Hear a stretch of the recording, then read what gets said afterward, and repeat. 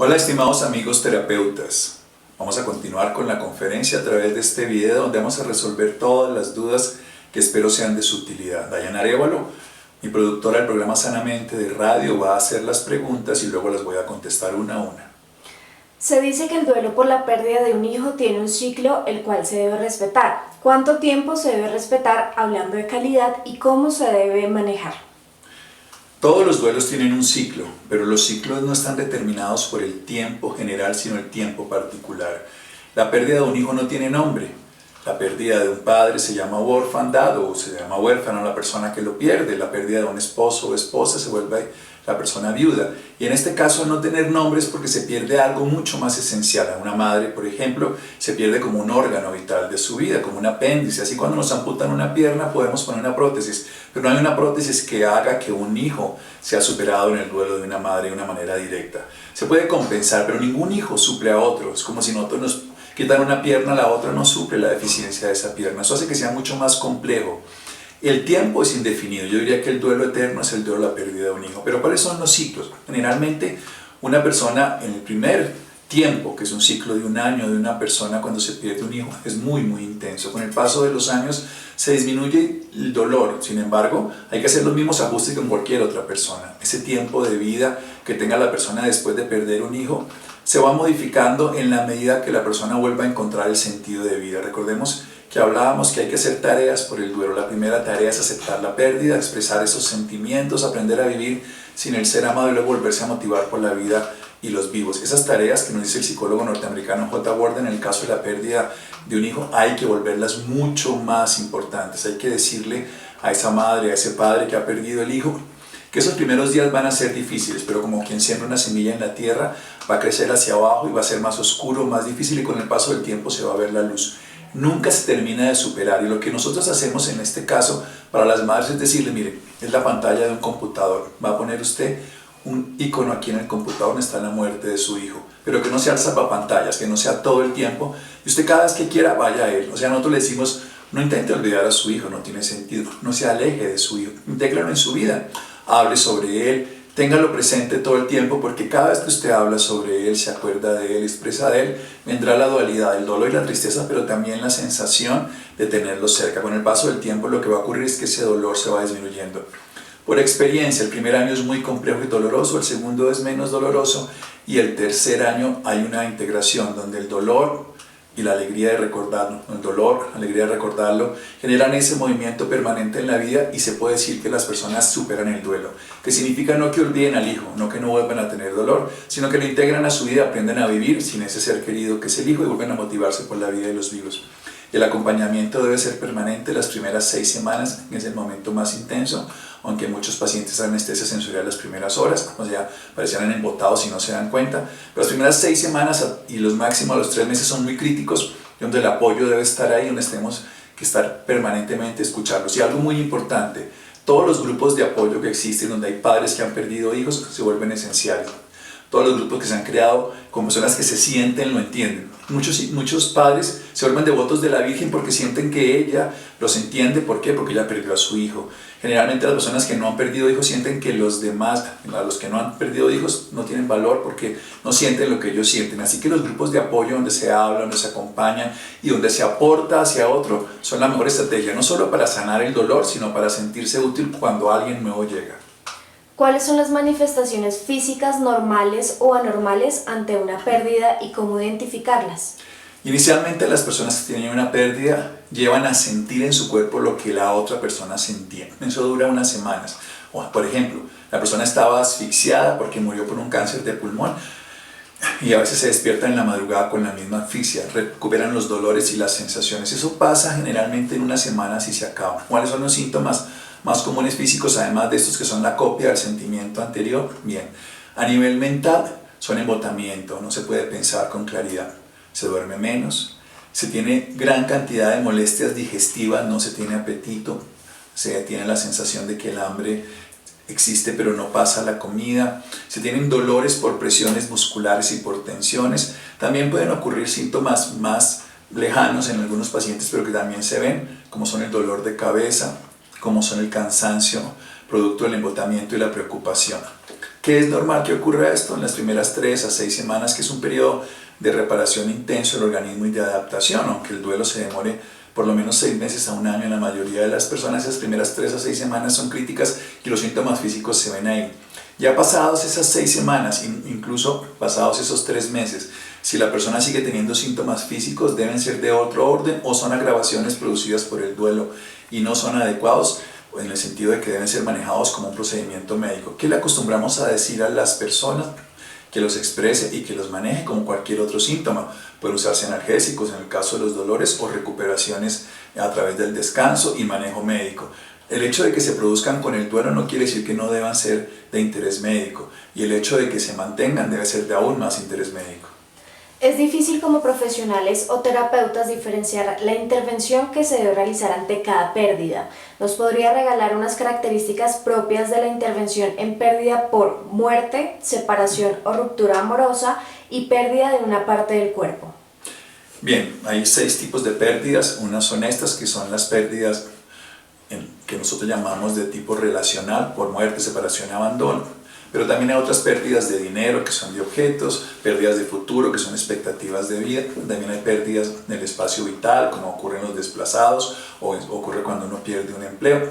También hay pérdidas que tienen que ver con partes de nosotros mismos. En los niños sacar un diente es muy fácil de sobreponer, porque el ratón Pérez nos da un dinero y entonces nos cumple, pero cuando se pierde un órgano es muy diferente. Entonces, situémonos, hay otras pérdidas también. Pero fundamentalmente hablemos de la pérdida por muerte. La pérdida por la muerte tiene un dolor infinito, pero tiene una ventaja, que tiene certeza.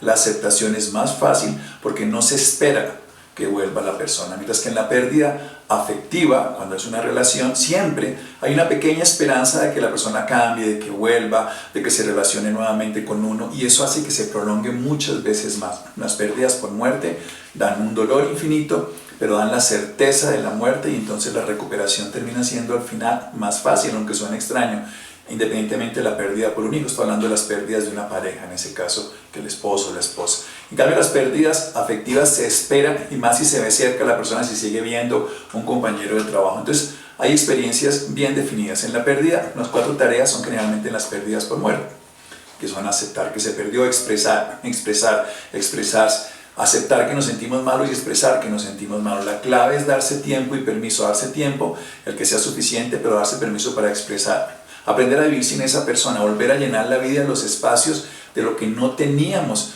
nosotros en ese momento. Por ejemplo, un hobby que teníamos guardado, una profesión que dejamos de hacer, unos amigos, unas visitas, y por último, volverse a motivar por la vida de los vivos. En el caso de la tusa, el despecho, el duelo por la zafada, dicen en la costa, la cabanga en Centroamérica, o sea, la pérdida por un ser querido, hay unas pautas muy importantes. La primera es dejar el corazón quieto, y en un lapso cercano a los 3 meses es no llamar a la otra persona, no buscarla, salirse del Facebook, salirse del Twitter, no contestarle nunca, no importa lo que sea, porque el cerebro que se pierde, y es distinto en el duelo por muerte, el cerebro que se pierde en una relación afectiva tiene los mismos receptores que la cocaína, o sea, es un cerebro adictivo, un cerebro dependiente.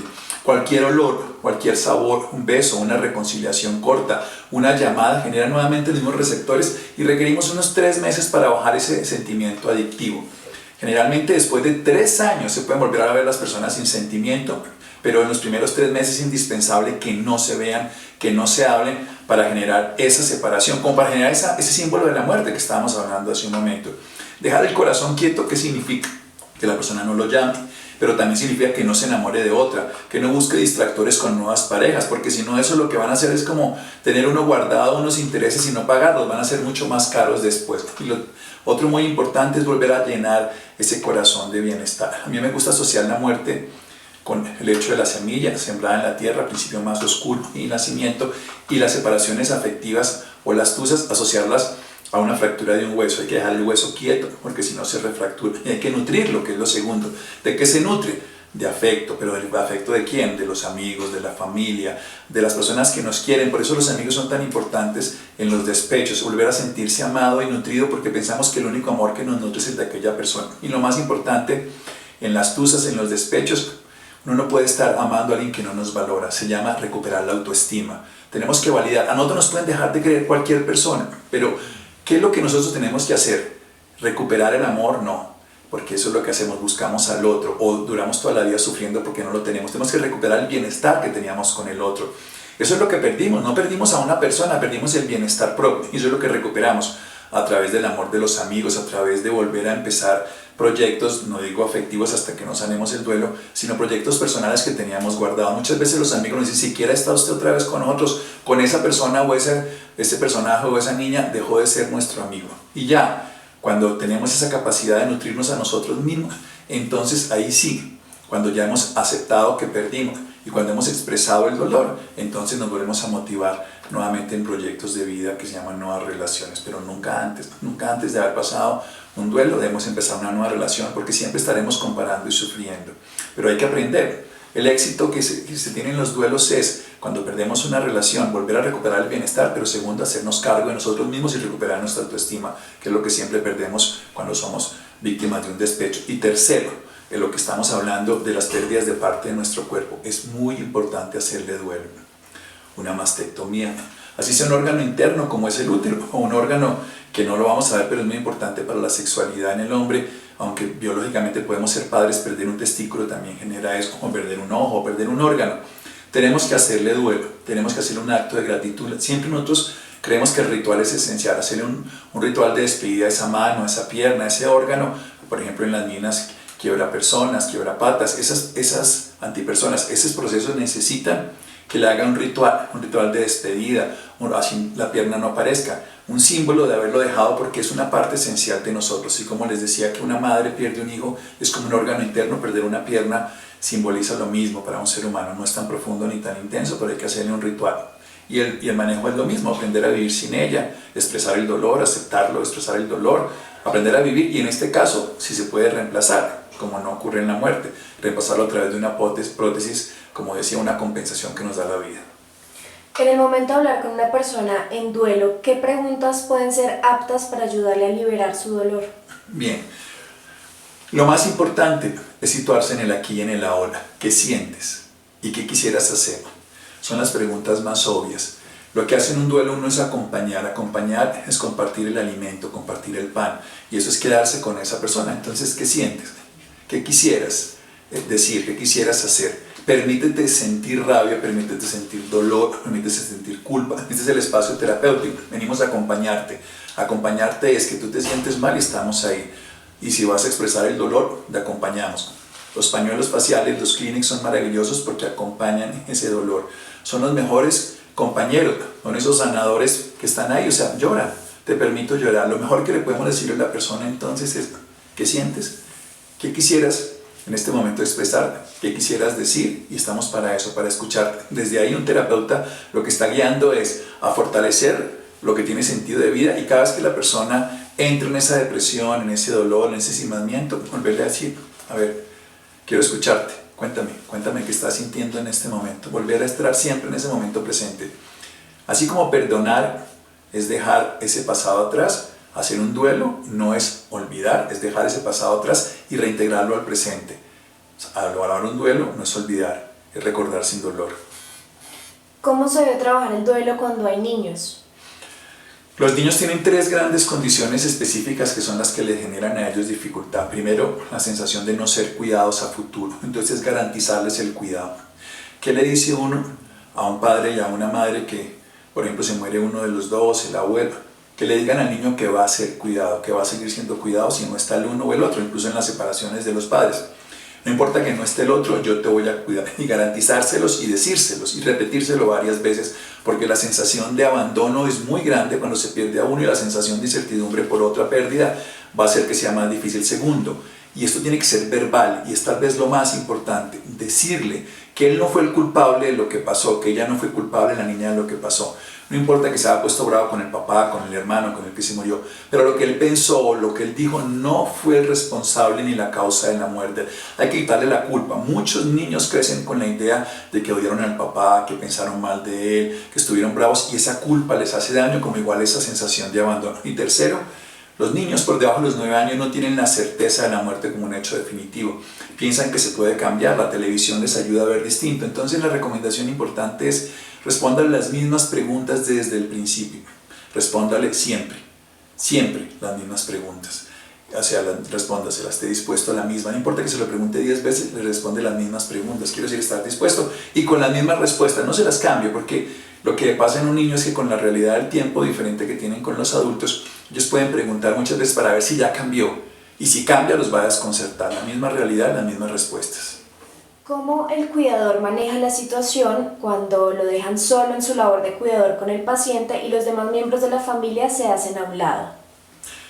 El cuidador principal no es el único y debe ser responsable con el paciente que cuida, pero con él mismo también. Y debe llegar a un común acuerdo con las demás personas. No podemos hacer lo que se llama el burning out, del quemamiento. La mayoría de los cuidadores, cuando se sobrepasan de sus capacidades, entran en quemamiento. Y es un hecho fundamental que debe reunirse con la familia, incluso con un profesional de la salud, para que entre todos saquen un tipo de proyecto y deben escribir horarios, temas y planes, y sobre todo esa persona debe salir. Muchas veces esta persona siente que nadie lo puede cuidar tanto y por eso se autoexige de tal manera que impide que los demás lo hagan. Y cuando alguien se pone de voluntario de una manera excesiva, todos los demás se lavan las manos y se van. Así que esta persona debe decir, bueno, no lo va a cuidar, me quieren más tiempo, yo vivo con ella, yo vivo con él, tengo más tiempo, pero vamos a hacer que cada uno cumpla su función. Lo hemos vivido durante años y que estas personas se sobreestimulan tanto que luego se enferman. Y lo que necesitamos es que tengan tiempo libre, que salgan y que dejen de sentirse indispensables. La clave con un cuidador principal que se sobrepasa es que sienta que quiere ser útil, pero no es indispensable. Todos los demás pueden dar lo mejor. Evidentemente hay personas más capacitadas por su formación profesional, por su actitud ante la vida. Incluso las mujeres lo hacen muchas veces mejores, pero no son las únicas ni son esenciales. Todos son importantes y lo que hay que hacer es decirles. La mayoría de las veces no se hace esta reunión. Hay que decirles, bueno, vamos a sacar horarios. ¿Cuándo puede usted? A mí también me cuesta esto dinero, tiempo, así que vamos a todos a ocuparnos un tiempo y dar lo más importante por nuestra mamá, por nuestro abuelo. Y por supuesto, aparece la opción más profesional, las EPS, los servicios de salud a nivel particular. Se pueden conseguir desde personas capacitadas hasta también servicios religiosos que nos ayuden en estas labores. No desechar esos apoyos máximo cuando son enfermedades crónicas, pero es importante entender que hay un grupo familiar, un grupo de allegados que pueden todos participar. Nadie es esencial, pero todos son importantes. Y hay una persona que puede ser la guía y por eso están los escritos, los horarios, las recetas y las fórmulas, pero nunca obviar las posibilidades que el Estado, que las instituciones le pueden brindar a nivel profesional. ¿Qué dificulta la elaboración de un duelo y qué estrategias se pueden tener con estos duelos de larga data? Siempre los duelos tienen que ver con las respuestas aprendidas del pasado. Lo dificulta la visión que tenemos del pasado frente a esto, lo que aprendimos de nuestros padres, abuelos y los apegos que no hemos manejado en la vida. Yo siempre digo que un duelo es la sumatoria de todas las pérdidas previas. Si es el primero, no será el único. Pero si tenemos pérdidas previas no resueltas, el perrito, lo que nos pasó en el colegio, muchas cosas, al final terminamos sumándolas todas. Y es la oportunidad de transformar. ¿Qué dificulta la mayoría de las personas entonces? Experiencias pasadas no resueltas y segundo, no darse tiempo y permiso para el duelo. En las mujeres es la no elaboración previa, en los hombres es que no se dan tiempo de elaborarlo y piensan que tienen que solucionarse. Ningún duelo que sea verdaderamente sentido, la muerte de un ser querido, se resuelve en horas o en días, se resuelve en semanas, en meses y a veces en años. Y cuando uno se da el tiempo y el permiso de sentirse mal, cuando uno se da el tiempo y el permiso de estar triste, abatido, y se da permiso, me siento mal. Como les contaba, un duelo es oscilante, no es como una depresión que es permanente, que dura no todos los síntomas iguales, sino es oscilante. Al ser oscilante, hace que uno se sienta bien y cree que ya lo superó y vuelve otra vez, por lo que les decía que es como la raíz. La semilla que se siembra en la tierra, la raíz al principio es más profunda, más oscura, más opaca y más densa, y luego es más fácil porque sale a la luz, pero siempre tendrá que tener raíz. Si no tiene un momento oscuro, no hay esa raíz que haga que permita que haya un tallo y se vea la luz. Así que lo que más lo dificulta es las no experiencias previas y no darse el tiempo necesario y la actitud adecuada de estar en tristeza y en duelo. ¿Qué hacer cuando en una relación hay varias reconciliaciones, pero una de las dos personas promete enmendar sus errores y no pone de su parte? No tiene sentido. Las relaciones están hechas para crecer juntos, pero no para humillarse juntos. Si una persona vuelve y comete los mismos errores, no se ha aprendido. Perdonar es aprender, no es olvidar.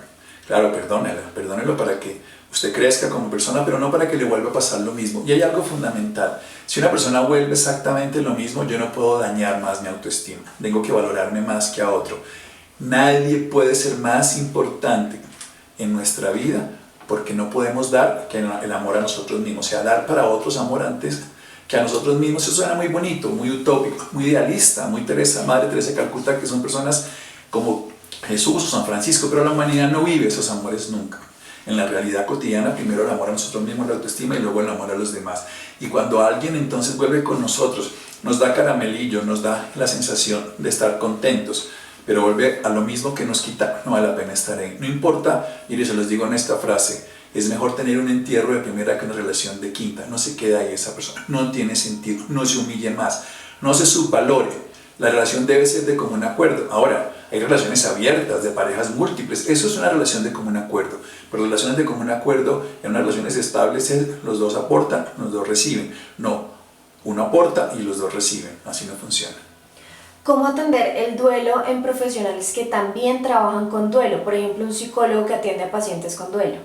Es importante que nosotros, los que trabajamos en duelo, evitemos el burning out, que es el quemamiento. Cuando yo aprendí esto en la década de los 90, a nosotros nos obligaban a seguir un poco de terapia, y yo lo hago. Yo tengo mis amigos que trabajan en lo mismo, con los cuales hablo sobre el tema. Necesito desahogarme. Pero segundo, y muy importante, además de la terapia que tenemos que hacer nosotros, y es muy importante, es tener otro tipo de vida paralela junto a la profesional, algo que me dé lúdica y alegría. Puede ser un deporte o puede ser un hobby. En mi caso, por ejemplo, está la magia, la prestidigitación. Dictar conferencias me sirve. El poder tener una estrategia que no sea únicamente recibir y recibir dolor. Nosotros no somos una cloaca que solamente recibimos basura. Somos unos transformadores, pero también nos podemos sobrecargar. Así que tener un apoyo psicoterapéutico de nuestro grupo y tener actividades lúdicas paralelas que nada tienen que ver, pero que nos liberen la atención. No está de más la vida espiritual y religiosa, y también la actividad y el deporte físico. ¿Cómo manejar un duelo por pérdida de la libertad? Es bien interesante porque el concepto de la libertad yo siempre les recomiendo a las personas que están presas o incluso los secuestrados, pero no es tan fácil la gente que lo tenga, pero que le puede servir. Hay un libro, El hombre en busca de sentido, el libro de la logoterapia de Viktor Frankl. Es un hombre que estuvo en una cárcel, no, pero es lo mismo, en un campo de concentración. Y es un hombre que encontró la libertad, y dice que uno puede encontrar la libertad en los momentos más oscuros. Ese tipo de libro tiene unas guías muy especiales para que la persona pueda encontrarse a sí mismo. Las pérdidas de la libertad nos generan a nosotros límites externos, pero nunca límites internos. La imaginación, la espiritualidad, la capacidad de reconciliarse y de conocerse se amplían en los momentos de oscuridad exterior, porque es la luz interna la que brilla. Así que les recomiendo ese libro y les recomiendo la estrategia de conocerse a sí mismo, de refugiarse en la vida espiritual y de volverse más creativos a través de la escritura, del arte. Uno ve que en las cárceles, tuve muchos años la oportunidad de trabajar con ellos, se vuelven mucho más creativos, desde las artesanías, desde la poesía, desde muchas cosas. Pero no es porque la cárcel los lleve a eso, sino porque la búsqueda interior los lleva a ser más creativos. ¿Cómo manejar la situación cuando se le miente a alguien que un ser querido ha fallecido? Por ejemplo, mejor no le digo que falleció porque se puede morir de pena moral. Siempre hay una estrategia. Lo ideal es leer lo que se llama las técnicas del Dr. Bowlby, y hay un método que es lo del apego. Y están las técnicas de Buchmann para manejar lo que se llama las malas noticias. Esos personajes nos han educado, nos han enseñado y son útiles para que tengamos en cuenta cómo hacerlo. En el caso de Buchmann, que se escribe, es ideal, son 6 pasos para dar las malas noticias. Lo primero es la persona adecuada al momento adecuado. Lo segundo es saber qué tanto sabe. Lo tercero, qué tanto quiere saber. Lo cuarto, dar la información. Lo quinto, preguntar qué entendió. Y lo sexto, el acompañamiento. Entonces, uno se acerca a la persona, si es un familiar, si es un ser querido, se presenta y le dice a la persona que cómo está, cómo se siente, o sea, que se presenta en ese momento en un lugar cómodo y tranquilo.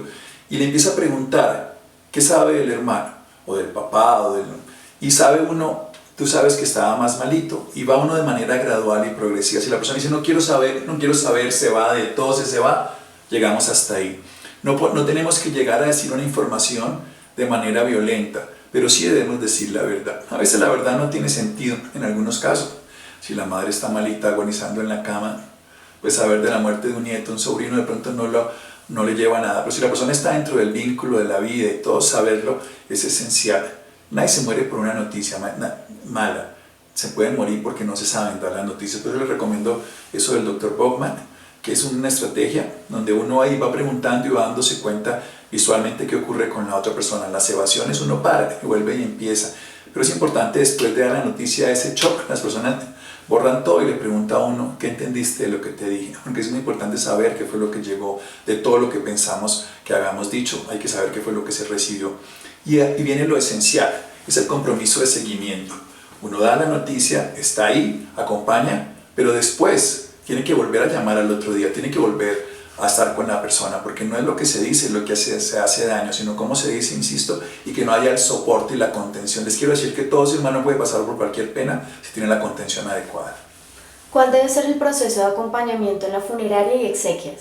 Bien, el proceso de acompañamiento es eso, acompañar. Y uno lo que debe hacer es llegar a donde las personas y decirles, aquí estoy, ¿para qué soy útil? ¿Para qué soy bueno? ¿En qué puedo ayudar? Simplemente orar, oremos entre todos. Estar aquí y consolarte y acompañarte. Nosotros lo que necesitamos cuando estamos en un duelo inmediatamente es presencia. Es la sensación de que nos podemos caer y estar al lado. Yo siempre digo que la clave son las 3 Cs: contacto, comprensión y contención. Entonces, contacto es que me vean y yo los vea. No solamente que los toque físicamente, sino que los toque con la mirada, con la palabra. Cuando los puedo tocar, entonces me pongo en contacto, me pongo en comprensión. ¿Qué sería lo mejor para mí si yo estuviera en ese lugar? Me pongo en el lugar del otro. Y ahí sí los puedo contener. Cuando vamos a una funeraria, vamos a estar ahí. No a chatear, no a hablar con otros, sino estar con la persona, con los amigos, con los pacientes, con los familiares. Y cuando estamos ahí, así sean 10 segundos o 3 horas, si estamos en esos momentos, tenemos contacto, si somos capaces de comprender lo que siente el otro, la contención se da de manera automática. Hoy afortunadamente la sociedad hace una buena contención social durante los primeros 3 o 4 días. Generalmente no es tan difícil el momento de la funeraria del duelo porque las personas están muy rodeadas. Los momentos del duelo no se resuelven ahí, se resuelven con el paso del día y ahí es donde están solos. Y ahí es donde los terapeutas hacemos mucho más. Hacemos poco ahí porque estamos rodeados de muchas personas, pero decimos estamos ahí. Pero hacemos mucho más después cuando la persona está sola. ¿Qué hacer con una persona que todavía está anclada a la pérdida de alguien, aun cuando ésta ya ha recibido terapias, ha recibido contacto, comprensión y contención, pero sigue allí sometida al dolor? A mí me gustan las esencias de flores. A través de los años y desde el año 89 que las conocí en el 86, pero las empecé a usar profesionalmente a través de cursos y formación, y que las encontré en Argentina, donde hay una gran cantidad de psicoterapeutas y las usan para el duelo. Entendí que se puede ayudar de una manera mucho más rápida. Hay unas gotas como la estrella de Belén que son ideales para esto. Cuando una persona se niega a elaborar el duelo es porque se niega a aceptar la pérdida. Siempre que uno acepta le duele, pero avanza. Siempre que uno niega, a veces pensamos que no fue gol de Yepes y aún seguimos sufriendo por el Mundial de Brasil. Es una bobada de comentario, pero así nos quedamos pensando que hubiera sido si hubiera pasado y no hubiera ocurrido. Y por eso nunca lo elaboramos. Aceptar la realidad de los hechos nos lleva a elaborar el duelo. La estrella de Belén nos ayuda a que nos metamos en el dolor y que dejemos de salir en las posibilidades y entremos en la realidad. Desde ahí empezamos a elaborarlo. Hay otras gotas que sanan el dolor, como el espino blanco, y hay otras gotas que nos ayudan en el proceso de avance que se llama el nogal. Hay muchas otras gotas, como el acebo para la rabia, como el pino para la culpa, como el límulo para el temor, pero esas 3 gotas generalmente, el espino blanco, el nogal y la estrella de Belén, son la clave esencial del manejo del duelo, porque nos sacan de la negación, porque nos sanan el dolor y porque nos proyectan hacia el sentido y a la siguiente estrategia de vida. ¿Cómo se lleva un duelo cuando se ha perdido un hijo de 8 años, el cual muere a causa de cáncer y ese pequeño ser no quería morir? Bien, la mayoría de las personas que mueren de cáncer no quieren morir, y menos un niño que tiene toda la vida. Se maneja igual que los otros, se maneja igual con la certeza de que nosotros hicimos y dimos lo mejor. Lo que más daño hace, volviendo a las esencias del pino, en la flor de la culpa, lo que más daño hace a un duelo para no poder terminar de salir es la culpa, es la sensación de que nosotros somos los responsables. No lo fuimos, aunque hubiera tenido un cáncer, aunque hubiera sido un accidente, se nos cae de las manos, lo que pase. Hay muchos más factores que llevan a esto. Quedarnos en la culpa hace que nosotros no salgamos. Por ahí hay muchos ejercicios, por ejemplo, escribirle cartas, rituales de perdón. Nosotros trabajamos muchos rituales de perdón cuando hay duelos de la muerte de un hijo, porque al final de cuentas nosotros, los padres, en este caso hombre y mujer, sentimos que somos los responsables de la vida de ellos. Y cuando ellos mueren nos sentimos culpables, ya no responsables sino culpables porque no hicimos lo debido. Todos los padres sentimos que nos dieron en la vida un hijo para cuidar, para amar, para guiar y para llevar a ser lo mejor de la vida, pero no son nuestros. Khalil Gibran lo dice muy bien, los hijos son hijos de la vida, no son hijos de nosotros. Esa sensación entonces entre apego y culpa es la que nos hace que se nos demore mucho más. Ahí está otra flor que es la chicoria y les recomiendo. ¿Por qué? Porque sé que a veces por psicoterapia uno solo no saca a las personas. Yo las recomiendo porque las uso, la Organización Mundial de la Salud las recomienda, no son tóxicas, las pueden usar incluso al lado de antidepresivos. Pero un paciente que se niega a entender el dolor, aunque les hablaba antes de lo que es la muerte de un hijo, es porque aún le puede quedar esos sentimientos, el apego que es natural, pero la culpa que no es natural. La culpa no es un estado natural, no ocurre de manera natural en el ser humano, sino es un aprendizaje social, es un aprendizaje que nos hemos llevado. Incluso hay culturas como la tibetana que no tienen en su lenguaje la palabra culpa, y ahí donde debemos intervenir es en la culpa, y eso es lo que nos hace que nos duela mucho más. El niño no quería morir, como muchos no quieren morir. Los ciclos son diferentes, no tenemos la capacidad de entenderlo todo. En la gran mayoría de las cosas de la vida no tenemos ni el conocimiento ni la capacidad de entendimiento, pero tenemos la capacidad de resiliencia, que es de adaptación y superación. ¿Cómo perdonar al hombre que causó la muerte de mi esposa? Bien, cualquier persona que nos ha agredido merece que nosotros hagamos un trabajo por nosotros. Puede que el otro no merezca el perdón, pero nosotros merecemos perdonarlo, decía Desmond Tutu, un cardenal premio Nobel de Paz. Y eso es lo que tenemos que hacer a diario muchas veces contra los agresores. Nosotros no perdonamos porque el otro se merezca ese perdón, sino porque nosotros lo merecemos. Y algo fundamental, y esto es muy importante, el perdón nunca exime al otro su responsabilidad judicial, penal ni legal. Los actos que él o ella cometieron tienen que pasar por la justicia, por las condiciones. Cuando uno perdona es porque se libera de la rabia y el resentimiento crónicos, porque se quitan las gafas que distorsionan la realidad, porque es capaz de mirar hacia el futuro y no quedarse en el pasado. Entonces sí se puede perdonar cuando sabemos que nosotros nos estamos liberando de lo que nos hace daño, no de lo que el otro hizo. El otro sigue siendo responsable por la justicia, por la ley, por lo que sea, no solo en este caso sino en cualquiera, pero podemos perdonar. Tenemos un ritual del perdón, es un ritual basado en la medicina que trabaja diferentes áreas del cerebro que tienen que ver con el resentimiento, la rabia, el rencor, el dolor. Es pasar del pasado al presente. Muchas veces lo hemos hecho públicamente, tenemos unas cajitas que las entregamos a las personas que las trabajan en su casa, pero es esencial que la persona entienda que si perdona se libera del dolor, no se libera de la responsabilidad ni olvida lo que ocurrió, pero se libera del daño permanente que le hace la mente. Hay que trabajarlo, se puede perdonar todo, pero no exime al otro, nos libera a nosotros de la rabia y el resentimiento. Perdí los deseos de vivir y ya no me anhela seguir adelante. Eso es una depresión. Un duelo es diferente a una depresión, que hay una pregunta posterior que también lo hace.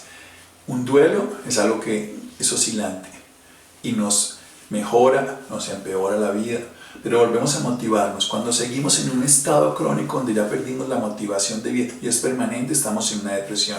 Y las depresiones profundas requieren manejo, a veces farmacológico, en un 40% de los casos es muy exitoso, pero otros requieren intervención afectivas, quiero decir, de apoyo afectivo emocional, de actividad física, la meditación, el trabajo social, muchas otras cosas, pero hay que manejarlo como una depresión y no solamente pensar que es un duelo no resuelto. Cuando una persona persiste en un estado permanente de desmotivación y de dejar, puede ser que no haya elaborado el duelo, pero ya entra en una depresión. ¿Y cómo sabemos justamente que ese duelo pasa a ser una depresión y qué debemos hacer? Básicamente porque sigue constante el estado de dejadez. La depresión tiene pérdida del apetito, del deseo sexual, de la motivación, de la capacidad, del sueño y de muchas otras labores durante un tiempo mínimo en la semana de manera permanente y no es oscilante. Entonces cuando pasamos a una depresión debemos requerir generalmente medicamentos y esos medicamentos nos ayudan porque nos sacan de una carencia bioquímica. A nosotros nos falta algún aparato para encender un carro y por más de que lo empujemos no va a encender. Eso nos pasa en la depresión, no somos capaces, entramos en un estado de hibernación. ¿Qué debemos hacer? Recurrir a un profesional, pero ¿qué debemos buscar? Un sentido de vida, que es lo que hemos perdido de cualquiera de las dos formas. Cuando no nos motiva nada, perdimos el sentido del para qué vivir. ¿Cuál es el paso a seguir cuando hay un duelo mal resuelto? Es difícil saber cuándo es un duelo mal resuelto, es una definición un poco más compleja. Pero un duelo no resuelto es cuando nosotros no volvemos a motivarnos por la vida y los vivos. Hay que empezar desde cero. Hay que empezar a que la persona acepte la realidad porque es donde se quedan la gran mayoría de las personas. Por mi experiencia y la de los autores internacionales, Los duelos no se resuelven porque no se aceptan, se sigue esperando. En el caso de un despecho, que vuelva la persona. En el caso de una muerte, se queda uno en lo que hubiera sido, en lo que hubiera sido, en lo que hubiera podido pasar, si no hubiera hecho, si lo hubiera dicho, si no sé qué, y nos quedamos ahí. Entonces, cuando logramos entrar en la aceptación, a través de la certeza, entramos en el dolor. Hay una frase que me encanta del budismo, y es la diferencia entre el dolor y el sufrimiento. El dolor es por resistirse a la realidad, pero el sufrimiento es por persistir resistiéndose a la realidad. O sea, el dolor es inevitable, pero el sufrimiento es opcional, diría el Buda. El dolor ocurre porque nos resistimos a eso que pasó, pero sufrimos porque nos persistimos resistiendo. Yo les quiero contar esto que es muy importante. Cuando uno entra en el dolor es horroroso, pero un acompañamiento y una escucha y un profesional que está al lado, incluso las esencias de flores, hacen que el sufrimiento sea corto. Pero no meterse en el dolor de la oscuridad, de la semilla que crece, así que el sufrimiento sea eterno. Entonces es mejor pasar el dolor de la sacada de la muela, que duele mucho, o el trabajo de parto que duele mucho, pero se da luz, o aquí se quita el absceso, que quedarse uno con el dolor toda la vida. Porque lo mejor es meterse y pasar esa oscuridad. Por eso hay que, una clave que les decía hace un momento es darse tiempo y permiso. Así que es mejor meterse en el dolor, pasar esas 3 a 6 semanas, que son el tiempo intenso, y a veces hasta 3 meses, pero generalmente son 3 semanas de mucho dolor, pero acompañados se pasan, que durar toda la vida con un sufrimiento no resuelto. Muchas veces en las instituciones patologizan el duelo y no promueven este proceso como un proceso natural. ¿Qué podemos hacer como profesionales de la salud? Muy buena pregunta, porque el duelo no es una enfermedad, el duelo es una adaptación a una pérdida. Es así de sencillo como una herida. Cuando uno tiene una herida, el cuerpo se recupera. El cuerpo tiene 3 fases en las heridas: una fase de inflamación, de reparación y de remodelación, en fin. Eso nos pasa en el duelo a nosotros, es una herida emocional. Hoy sabemos además que los receptores neurológicos del dolor en el cerebro son los mismos para el dolor afectivo que el dolor biológico. Coge las mismas vías neurológicas y con algunas variedades, depende del tipo de dolor físico y del tipo de dolor emocional, pero el mismo mecanismo ocurre y es un proceso que requiere y tiene adaptación. Tenemos que educar a la población y decirle: cuando uno está en duelo no está enfermo. Cuando estaba pequeño, las niñas tenían el periodo menstrual y decían está enferma, y es simplemente un proceso biológico, pues el duelo es un proceso de reparación, nunca es una enfermedad. Bueno, se enferma una persona cuando no se repara. Por supuesto, cuando una herida no cierra, entonces ya se cierra por segunda intervención, por tercera o por cuarta, que es un injerto. Entonces es lo mismo, una herida sana sola, un duelo sana solo. Sana solo cuando le damos las condiciones adecuadas, el apoyo, la presencia. Se requieren momentos de soledad, pero el duelo en soledad nunca se resuelve del todo. Se requiere un momento de soledad para la introspección, pero muchos momentos de compañía para la contención. Así que es importante hablarle siempre a todas las personas que el duelo es un proceso adaptativo, es un proceso de reparación. ¿Cuándo es una enfermedad? Cuando no se repare, cuando se vuelve una depresión, que es un proceso continuo y requiere otro tipo de intervención. Cuando se vive un duelo por pérdida trágica o catastrófica, ¿qué estrategias implementar y cuáles son más oportunas? Las estrategias del duelo son siempre las mismas. Lo que pasa es que las muertes violentas o agudas generan algo que es un shock de negación más grande. Una muerte que se puede entender de una enfermedad que se sabe que se está muriendo genera mucho dolor, pero genera menos negación. ¿Por qué? Porque la persona sabe pues, que va a ocurrir. Es indefectible, sabe que ocurre a pesar de que no lo quiera.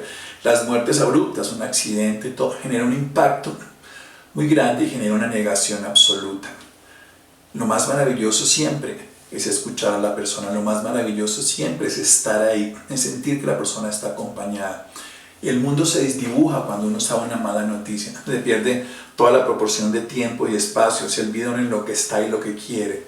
En ese momento el polo a tierra es alguien que está ahí y nos dice: ¿quieres hablar? Quiero escucharte, quiero saber qué sientes, no importa lo que sea.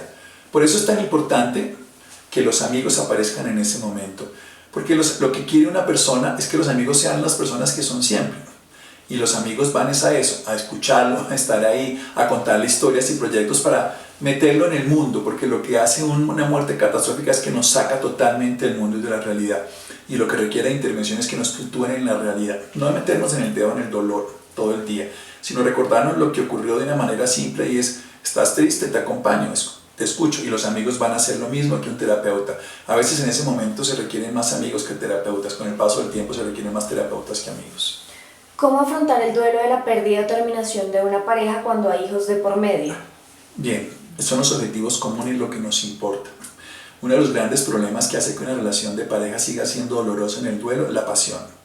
Pasión viene de un término que significa padecer, Uno la pasión sexual la padece, la pasión futbolística la padece, no la puede controlar. La pasión sexual, la pasión afectiva con una relación hace que se siga habiendo fricción. Lo único que nos interesa son los hijos. Entonces, uno tiene que decir, esta persona es un ser conocido, con el que lo único que me une es un pasado que quiero olvidar, del cual quiero aprender, pero olvidar en el sentido de dejarlo atrás, aprender de él, y un presente y un futuro de unos hijos, no con él. Eso quiere decir, en resumidas cuentas, que hay un objetivo común. Lo que nosotros tenemos simplemente son los hijos, lo único que nos importa son los hijos, y los diálogos tienen que haberse, siempre el vínculo con ellos. O sea, no tiene que haberse nada más. A veces no hay que preguntarle ni cómo amaneció ni cómo estás, sino, mira, vamos a hablar de nuestros hijos y nunca tocar temas respecto a la relación pasada. Claro, pues es cuando tú, ya, a ver, dejamos ese tema. Ya nos separamos, quiere decir que ya no tenemos solución a nuestro tema, pero sí tenemos una solución en lo que vamos a hacer a futuro, que son nuestros hijos. Es centrar la comunicación, el diálogo, el proyecto solamente en el hijo.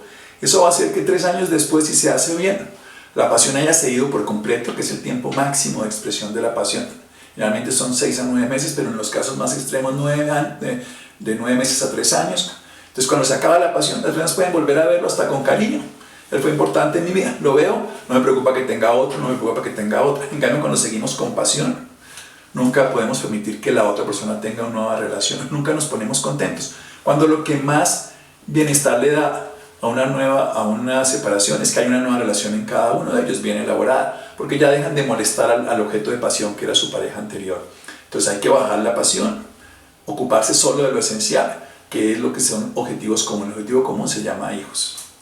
¿Qué se puede hacer cuando han pasado 10 o más años y no se ha superado el duelo de la pérdida de un hijo en un accidente? Las pérdidas de un hijo, como decía al principio, son pérdidas que nunca se terminan de superar del todo, pero eso no quiere decir que no se pueda volver a vivir. Por eso les decía que cambiar el salvapantallas, quiere decir que todo lo vemos ahí, no más al hijo, y dejarlo por un icono que se puede abrir todos los días si se quiere un ratito, pero vuelve y se cierra y se deja en la pantalla y podemos ver más cosas. Es cambiar el tiempo completo de pensar en él, por cambiar por ratitos en el día, y aunque nos genere dolor, llega un momento en que el dolor sí pasa, no se ha elaborado adecuadamente y sobre todo no se han tenido proyectos. Son unas cosas que yo he visto por años que ayudan mucho a las personas que llevan años de la muerte del hijo, es que no se ha hecho un acto que sintamos que honramos correctamente a él.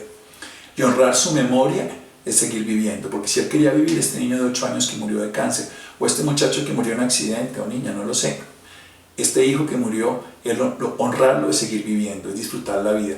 Y la forma de honrar es decirle, mira, yo voy a tomar en mí la vida que tú perdiste y voy a volver a vivir. Voy a vivir por ti y por mí. Y esa es la forma en que yo voy a terminar de sanar este dolor. Voy a seguir teniendo una heridita todo el tiempo, el icono en la pantalla del computador, pero voy a vivir por todo lo que tú me diste y por lo que tú querías vivir. Y esa va a ser la forma de honrar y eso va a ser la forma en que yo termine de sanar este dolor. ¿Cómo acompañar el proceso de duelo en un niño de 10 años? Como hablábamos hace un momento, garantizándole que va a seguir siendo cuidado, escuchándole sus innumerables cantidad de preguntas, aunque ya pasó los 9 años donde empieza a darse cuenta de la realidad, y garantizarle que no fue el culpable, esa garantía de que no fue culpable. Pero los duelos en general, después de los 9 años, se vuelven iguales que los de los adultos. ¿Cuál es el problema fundamental entre los 9 y los 12, 13 años? Que se vuelven generalmente los cuidadores de los padres. Entonces se muere la madre o el padre y tratan de asumir el rol y tratan de ser sobreprotectores y los cuidan demasiado y no salgas y no hagas. Y hay que decirle, mira, la vida como tal existe, la vida continúa. Nosotros vamos a seguir viviendo con este dolor, con esta necesidad, pero vamos a seguir viviendo. No vamos a cambiar nuestra vida, vamos a aprender. Pues sí, hay que buscar, si pasaron cosas que se podían prevenir, pues por supuesto, y eso hay que hacerlo todos los días. Pero hay que cuidar de que ese niño se vuelva un sobreprotector y no disfrute más su vida por estar cuidando a los demás.